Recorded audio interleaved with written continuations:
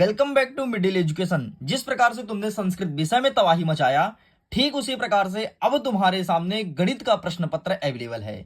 आपको पता है मिडिल एजुकेशन 2 सेटों में संस्कृत का मॉडल क्वेश्चन पेपर लेकर के आया था, जहां से बहुत सारे क्वेश्चंस बच्चों के एग्जाम में देखने को मिला है। अभी तक मेरे पास 100 से ज्यादा मैसेज आ चुका है कि सर आपने जो क्वेश्चंस बताया था वो क्वेश्चन हमारे एग्जाम में आया है। एंड अब बारी है तुम्हारे गणित की। एंड मैं गणित में भी सेम 2 सेटों में प्रैक्टिस पेपर कराने वाला हूं। अगर तुमने इसे कर लिया, समझो अपने एग्जाम में संस्कृत विषय की तरह टॉप करोगे। देखो यार, सबसे पहले मैंने एमपी बोर्ड के पैटर्न को समझा और समझने के बाद अब तुम्हारे सामने गणित का वीडियोस लेकर के आया हूं। इसी कारण से मिडिल एजुकेशन का वीडियो थोड़ी लेट आ रहा है। तो चलो सबसे पहले हम एक सेट को देख लेते हैं एंड इसके क्वेश्चंस को कवर करते हैं एंड इसके बाद आगे बढ़ेंगे और दूसरे सेट के सभी क्वेश्चन एंड आंसर को कवर करेंगे। तो मैं चाहता हूं मैं इसे थोड़ी जूम करूं ताकि तुम्हारा नजर प्रॉपर कैमरे के स्क्रीन में होना चाहिए। देखो यहां पर लिखा है कक्षा 9वीं अर्धवार्षिक परीक्षा वर्ष 2023-24। सॉरी यार, यहां पर थोड़ी टाइप मिस्टेक हो गया है। यहां पर 23-24 नहीं बल्कि 24-25 होना चाहिए। ठीक है, यहां पर गणित विषय का है, देख सकते हैं। टोटल आपका 23 नंबर का पेपर रहेगा, समय मिलेगा 3 घंटे एंड 16 पेज का आपका पेपर रहने वाला है गणित का और 75 नंबर का आपका टोटल पेपर रहेगा। यहां पर बाय मिस्टेक हो गया, यहां पर एडिटिंग में दिक्कत हो गई, यहां पर 24-25 होनी चाहिए लेकिन 23-24 बाय मिस्टेक हो गए, तो उस चीज को गौर मत करना। आगे बढ़ते हैं। यहां पर वेरियस प्रकार के इंस्ट्रक्शन मौजूद हैं एंड निर्देश को ध्यान से पढ़ा करो, अच्छे से पढ़ा करो, आंख को खोल करके पढ़ा करो, क्योंकि एग्जाम के बहुत सारे जानकारी यहां से मिलती हैं। सेम टू सेम इंग्लिश में मीडियम में अवेलेबल है। अगर इंग्लिश मीडियम के स्टूडेंट हैं तो इंग्लिश में इंस्ट्रक्शन को देख सकते हो। हम आगे बढ़ते हैं एंड फटाफट अपने क्वेश्चंस को कवर करते हैं। ठीक है, देखो हमारा पहला नंबर कहता है, थोड़ी और मैं जूम करता हूं ताकि तुम्हारा नजर प्रॉपर कैमरे साइड ही होना चाहिए, कहीं और ना भटके। देखो प्रश्न क्रमांक 1 कह रहा है, सही विकल्प चुनकर लिखो। इसका पहला नंबर कहता है कि बहुपद एक्स स्क्वायर धन 3x के पावर में 4 धन x माइनस 4x के पावर में 3 धन 7 की घात होगी। इसकी अधिकतम घात कितनी होगी? तो इसकी घात होगी 2, अर्थात ऑप्शन नंबर 1 को टिक करना है। आगे बढ़ते हैं। दूसरा नंबर कहता है, दो अपरिमेय संख्याओं का योगफल सदैव एक संख्या होती है। तो दो अपरिमेय संख्या का योगफल हमेशा अपरिमेय संख्या ही बनेगी। यह आपका सही उत्तर हो जाएगा। आगे बढ़ते हैं। तीसरा नंबर कहता है, मूल बिंदु का निर्देशांक क्या होगा? एमपी बोर्ड का पसंदीदा प्रश्न है, आपके एग्जाम में देखने को मिलेगा। तो मूल बिंदु का निर्देशांक हमेशा 0 होता है, इसलिए आपको यह टिक करना है। चौथा नंबर देखते हैं, दो चर वाले प्रत्येक रैखिक समीकरण का आलेख लिखिए। तो यहां पर पहला नंबर देखो एक सरल रेखा, दूसरा नंबर देखो लंब रेखा, तीसरा नंबर कहता है समांतर रेखा, चौथा नंबर कहता है प्रतिच्छेदी रेखा। तो इसका सही आंसर आपको लगाना है एक सरल रेखा, अर्थात option number A is correct answer. आगे बढ़ते हैं। प्रश्न क्रमांक 5 कह रहा है कि दो कोण जिनका योग 180 डिग्री हो क्या कहलाता है? अधिक कोण कहते हैं, असन्न कोण कहते हैं, न्यून कोण या संपूरक कोण। तो इसका सही आंसर लगाओगे ऑप्शन नंबर द संपूरक कोण इज करेक्ट आंसर। आगे बढ़ते हैं। छठवां नंबर कहता है, 3 असंरेख बिंदुओं से होकर अधिकतम वृत्त खींचे जा सकते हैं। तो 3 असंरेख बिंदु से अधिकतम एक वृत्त खींचे जा सकते हैं, इसलिए आपको एक पे टिक करना है। सेम क्वेश्चन इंग्लिश मीडियम में अवेलेबल है। अगर आप इंग्लिश मीडियम के स्टूडेंट हैं तो क्वेश्चन को इंग्लिश में देख सकते हैं। चलिए आगे बढ़ते हैं। प्रश्न क्रमांक 2 को कवर करते हैं।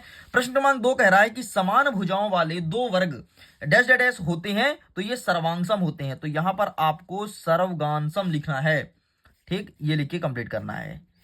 चलो आगे बढ़ते हैं। दूसरा नंबर कह रहा है, शंकु का आयतन डैश डैश होता है। तो शंकु का आयतन होता है 1/3 पाई आर स्क्वायर, ये लिखेंगे। नेक्स्ट कहता है, सबसे अधिक बार आने वाले प्रेक्षण को डैश डैश कहते हैं। तो इसे बहुलक कहा जाता है, जो सबसे अधिक बार आता है उसे बहुलक कहते हैं। यहां पर आपको बहुलक लिखना है। नेक्स्ट कहता है, एक परिमेय संख्या का दशमलव प्रसार होता है। तो एक परिमेय संख्या का दशमलव प्रसार होता है अनवासनीय आवर्ती, अनवासनीय आवर्ती। ठीक, अनवासनीय आवर्ती होता है, ये लिख के कंप्लीट करेंगे। आगे बढ़ते हैं। 5वां नंबर कह रहा है कि भाज्य बराबर भाजक गुणे भागफल धन शेषफल। यहां पर आपको शेषफल लिखना है।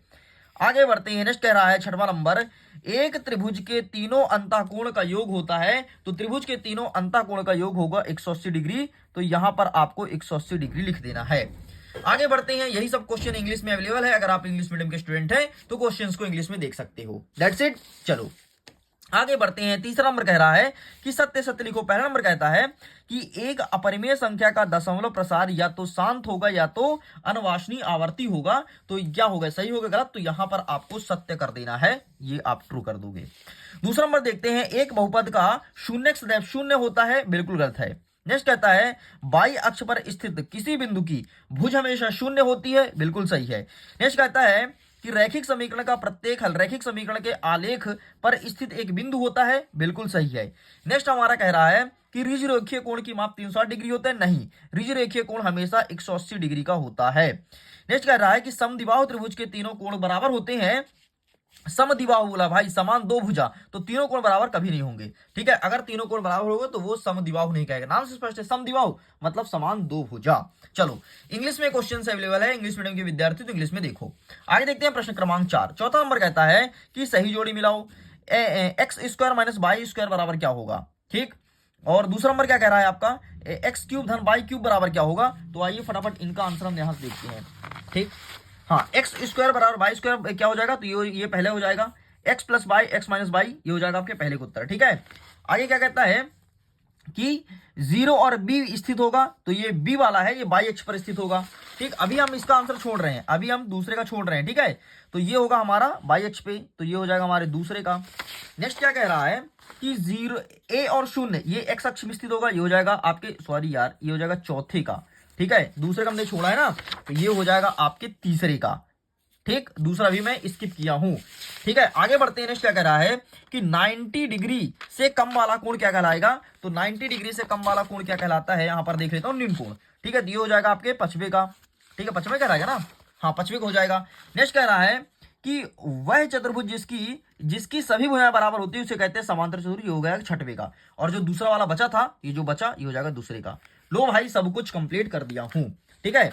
चलो आगे बढ़ते हैं फटाफट, इंग्लिश में अवेलेबल है, इंग्लिश में आप क्वेश्चंस को देख सकते हो। हमारा प्रश्न क्रमांक 5 कह रहा है कि एक वाक्य में उत्तर दो। कार्तिकीय तल में, हाँ देखिएगा, ठीक है, कार्तिकीय तल में किसी बिंदु की स्थिति निर्धारित करने के लिए क्षैतिज व ऊर्ध्वाधर रेखा का नाम बताओ। तो क्षैतिज होता है एक्स और ऊर्ध्वाधर होता है वाई, बस ये लिखना था। नेक्स्ट कहता है कि 4x धन 3y बराबर y का क्या हल होगा। तो y का हल निकल के आएगा ये आपका 0 और 4 और 3 और 0, ये निकलेगा। नेक्स्ट कहता है कि त्रिभुज के तीनों कोणों का योग कितना होता है। तो हमेशा त्रिभुज के तीनों कोणों का योग 180 डिग्री होता है, यहां पर 180 कर दोगे। किसी समांतर चतुर्भुज का एक विकर्ण उसके कितने सर्वांगसम त्रिभुज को विभाजित करता है। तो 2 को विभाजित करेगा, ठीक है। नेक्स्ट कहता है कि चक्रीय समचतुर्भुज क्या होता है। तो वर्ग होता है, चक्रीय समचतुर्भुज वर्ग को कहा जाता है। नेक्स्ट कहता है एक वृत्त जिस तल पर स्थित एक वृत्त जिस तल पर स्थित है उसे कितने भागों में विभाजित किया जाता है, उसे कितने भागों में बांटा जाता है, उसे एक वृत्त जिस तल पर स्थित है उसे कितने भागों में बांटा जा सकता है। तो 4 भागों में बांटा जा सकता है। इस प्रकार से इसका आंसर 4 लिख दोगे, ठीक है। ये भी कंप्लीट होता है। अब आगे बढ़ते हैं और हम अब क्वेश्चन आंसर को कवर करेंगे फटाफट। पहला नंबर कहता है कि 1/7 और 2/7 के बीच एक अपरिमेय संख्या ज्ञात करना है। तो आइए देखते हैं कि इसका सही आंसर क्या हो जाएगा। तो ये रहा है आपके सामने इसका सही आंसर, ठीक। इसका फोटो खींच लो। आगे बढ़ते हैं। नेक्स्ट इसके अथवा में कहता है एक बहुपद दिया है 3x धन 1 का शून्य क्या होगा। तो आइए इसका आंसर मैं दिखा देता हूं कि बहुपद 3x का शून्य क्या होगा, ठीक है। प्रश्न क्या है 3x धन 1 का शून्य ना, तो 3x धन 1 का शून्य ये रहा तुम्हारे सामने, ठीक। 3x धन 1, ये इसका भी स्क्रीनशॉट ले लो। हमारा 7वां नंबर कह रहा है कि निम्नलिखित का मान ज्ञात कीजिए। 64 के पावर में 1/2 है और 32 के पावर में 1/5 है। तो आइए फटाफट इसका आंसर देख लेते हैं। तो इसके लिए हमें अपने बुक के पेज नंबर 14 में जाना होगा जहां पर आंसर अवेलेबल है। एंड ये रहा आपके सामने आंसर, ठीक है। ये 64 और 32 वाला, इसका फोटो क्लिक कर लो। चलो साइड करते हैं, आगे देखते हैं इसके अथवा में। इसके अथवा में कहता है कि 1/√7 माइनस 1/√6 में हर का परिमेयीकरण करना है। एंड इसका आंसर मेरे पास अवेलेबल नहीं है, इसीलिए इस आंसर को आपके सामने प्रेजेंट नहीं कर पा रहा हूं, ठीक है। एंड आपके लिए होमवर्क है।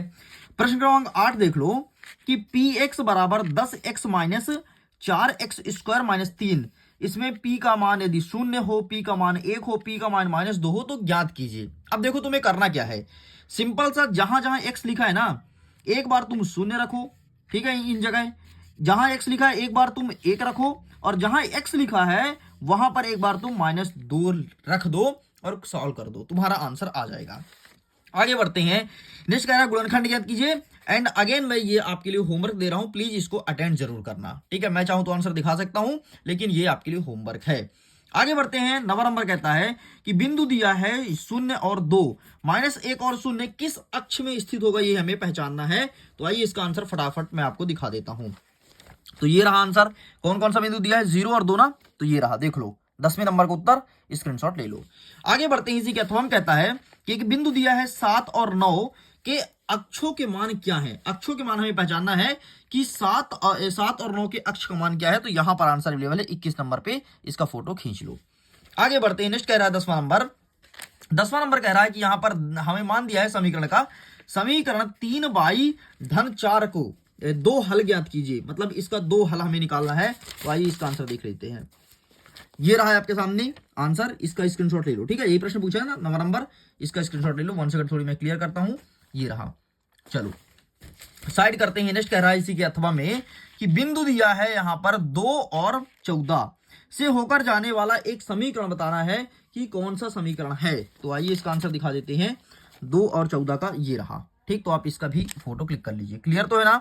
चलो ठीक है, साइड करते हैं। नेक्स्ट कहता है 11 नंबर की एक बिंदु दिया है -2 और 7, इसमें भुज और कोटि बताना है। तो सिंपल सा भुज आपका 2 हो जाएगा और कोटि हो जाएगा 7, ठीक। जो पहले होता है उसे भुज कहते हैं, जो बाद में होता है उसे कोटि कहा जाता है। आगे बढ़ते हैं। इसी के अथवा में कहता है कि अब इसमें भुज और कोटि बताना है। तो 5 आपका हो जाएगा भुज एंड 7 जो हो जाएगा आपका वो होगा कोटि।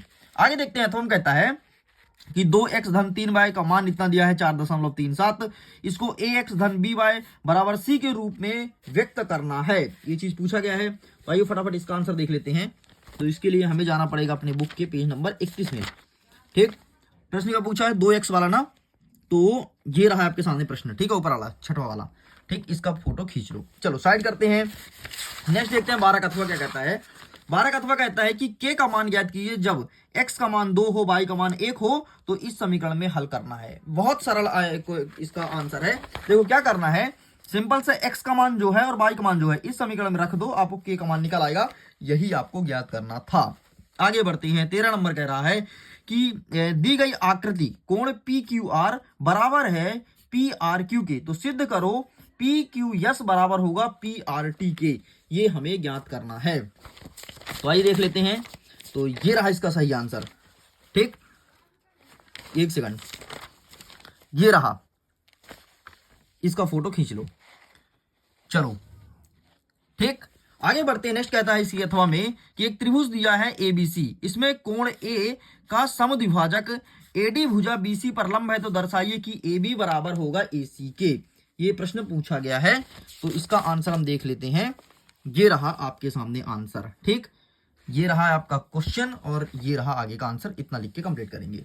आगे बढ़ते हैं। नेक्स्ट कह रहा है 14 नंबर कि चतुर्भुज के कोण दिया है 3, 5, 7, 13 क्या अनुपात ज्ञात करना है, जिसमें चतुर्भुज के सभी कोण ज्ञात कीजिए। तो आइए फटाफट इसका आंसर देख लेते हैं। तो ये रहा है आपके सामने आंसर, इसका भी फोटो क्लिक कर लो।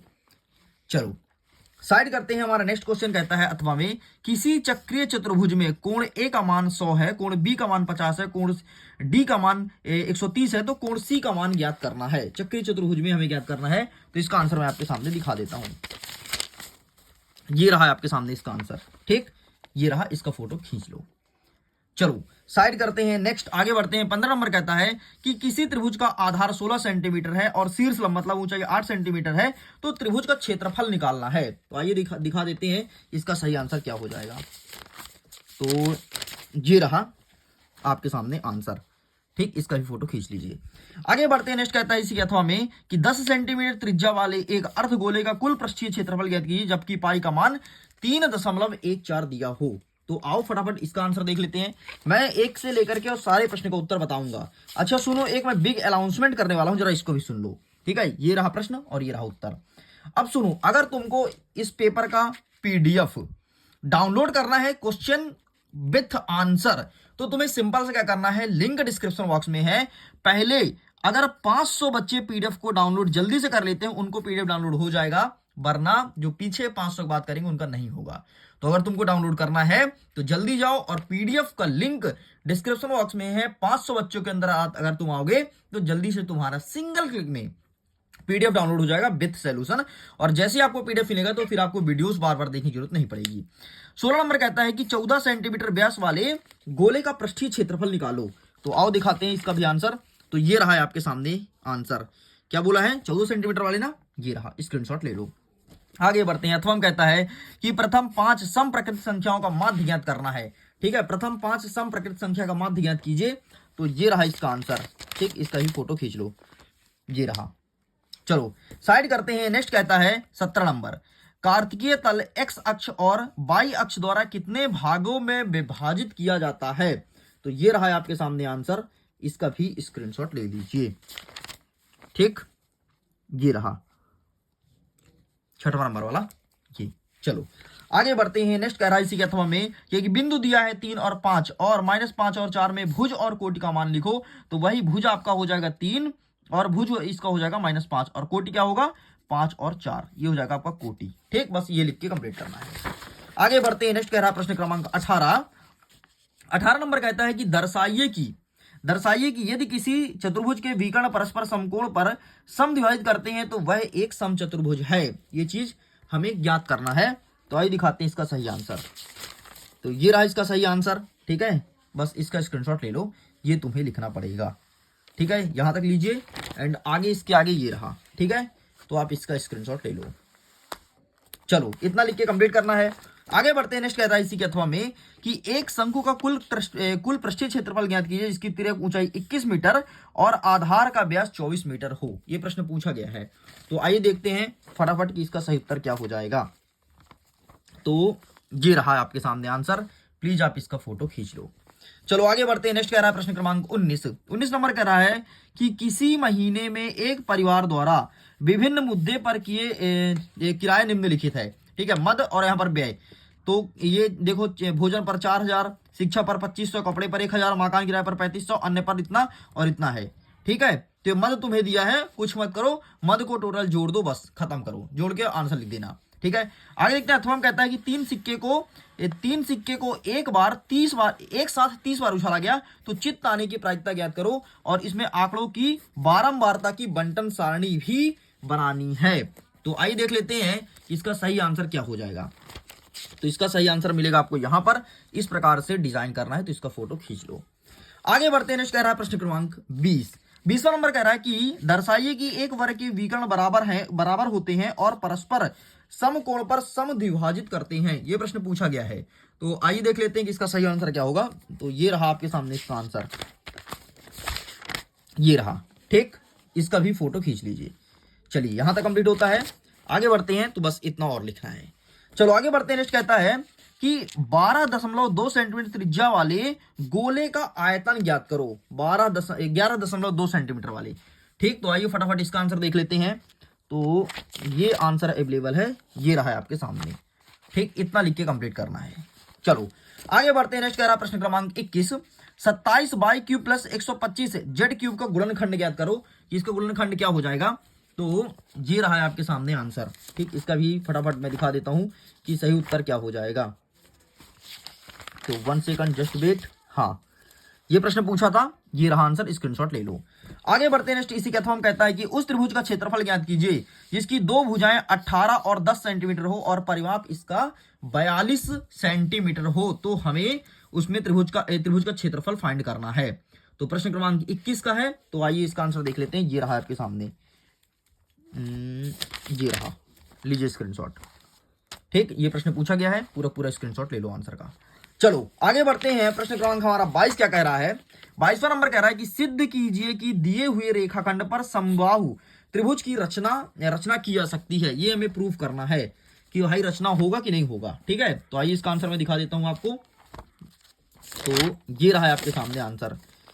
ठीक, इसका भी फोटो खींच लीजिए। ये लिखना है, रचना हिंदी में करना है और थोड़ा सा और है, ये रहा। चलो साइड करते हैं। तो हम कहता है कि चतुर्भुज एबीसीडी में AC बराबर AD है और AB कोण A को समद्विभाजित करती है। तो हमें बताना है त्रिभुज ABC बराबर ABD होगा। तो आइए इसका आंसर देख लेते हैं। तो ये रहा है आपके सामने आंसर। इसका फोटो खींच लो। ठीक, यही प्रश्न पूछा गया है, इसका स्क्रीनशॉट ले लीजिए, बस इतना लिख के कंप्लीट करेंगे।